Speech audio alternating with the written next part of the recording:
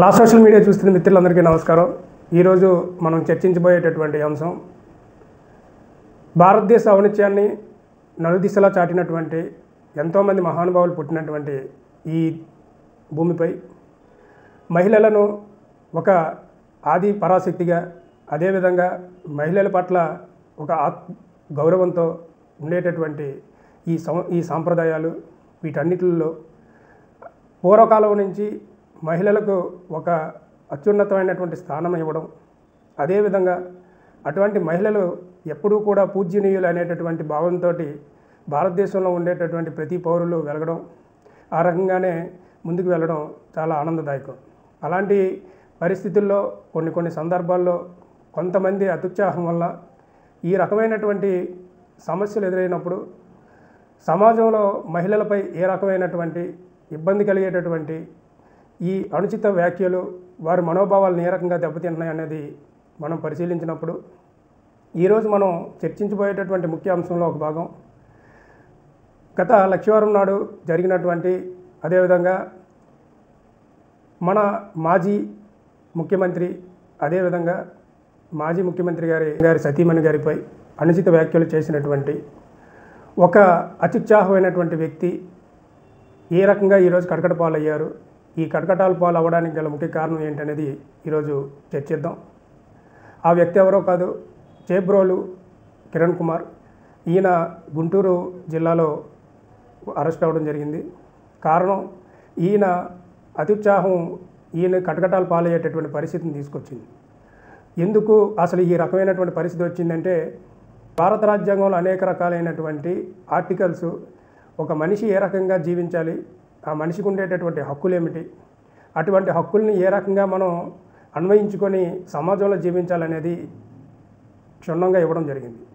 దానిని వేరే రకంగా తీసుకువెళుతూ సమాజంలో ఎదుటివారి యొక్క మనోభావాలను దెబ్బతీయడం, ఇచ్చినటువంటి ఈ రకమైనటువంటి స్వేచ్ఛని హరించడం చేయడం వల్ల ఎంతోమంది ఈరోజు మానసిక క్షోభకు గురవుతున్నటువంటి పరిస్థితి వచ్చింది.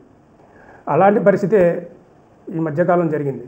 ఇలాంటి పరిస్థితుల్లో ప్రస్తుత ప్రభుత్వం ఏదైతే ఉందో ఆ ప్రభుత్వం గుర్తించినటువంటి పరిస్థితుల్లో ఈ వ్యక్తి మహిళలపై చేసినటువంటి తప్పుడు ఆరోపణల వల్ల గుంటూరు జిల్లాలో పోలీసుల వారితో అరెస్టు కాబడి ఈరోజు రిమాండ్ ఖైదీగా జైల్లో ఉండడం జరిగింది. అసలు ఇతనిపై ఉండేటటువంటి సెక్షన్లు ఏంటి, ఏ సెక్షన్ల కింద ఇతని మీద కేసులు నమోదు చేశారు అనేది మనం ఒకసారి చూసినట్టయితే, ఎఫ్ఐఆర్లో పోలీసు వారు పొందుపరిచినటువంటి సెక్షన్లు ఒకసారి మనం గమనించినట్టయితే భారత న్యాయ సంహిత సంబంధించినటువంటి బిఎన్ఎస్ యాక్ట్ ప్రకారం 79 అనేది ఒక సెక్షన్ని ఇతనికి ఫైల్ చేయడం జరిగింది. అదేవిధంగా 196 క్లాజ్ 1 కింద ఒక కేసు ఒక సెక్షన్ని ఫైల్ చేయడం జరిగింది. దీనితో పాటుగా 353 క్లాజ్ 1గా కూడా ఒక సెక్షన్ని ఫైల్ చేయడం జరిగింది. దీంతోపాటు బిఎన్ఎస్ 111 క్లాజ్ 1 కింద కూడా సెక్షన్ను ఫైల్ చేశారు. అసలు దీంతోపాటు ఇంకా ఇతరత్ర సెక్షన్స్ సంబంధించి 67 క్లాజ్ ఏకి సంబంధించినటువంటి సెక్షన్స్ కూడా ఫైల్ చేయడం జరిగింది.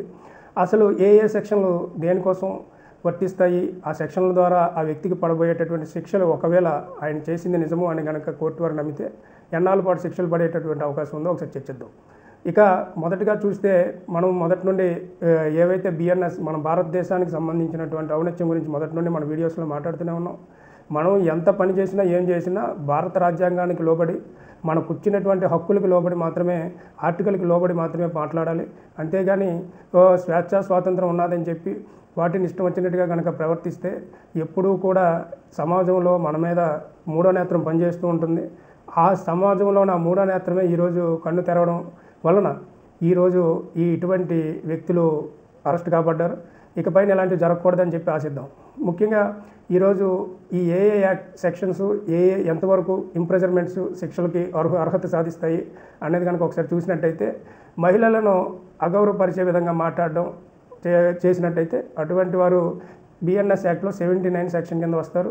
వీరు 3 సంవత్సరాల వరకు కూడా జైలు శిక్ష అనుభవించేటటువంటి పరిస్థితి ఉంది. దీంతోపాటు విత్ ఫైన్ కానీ వితౌట్ ఫైన్ కానీ వారి మీద వేసే పరిస్థితి ఉంది.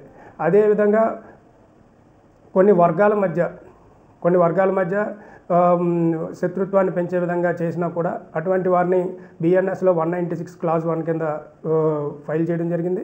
వీరు వర్గాల మధ్య తగువులు ఏర్పాటు చేయడం, అదేవిధంగా ఎటువంటి పరిస్థితుల్లో లా అండ్ ఆర్డర్ దెబ్బతినేటటువంటి పరిస్థితులు ఉన్నాయి కాబట్టి అలాంటి వాటిని కూడా పోలీసులు ఉపేక్షించరు కాబట్టి ఈ సెక్షన్ వేయడం జరిగింది.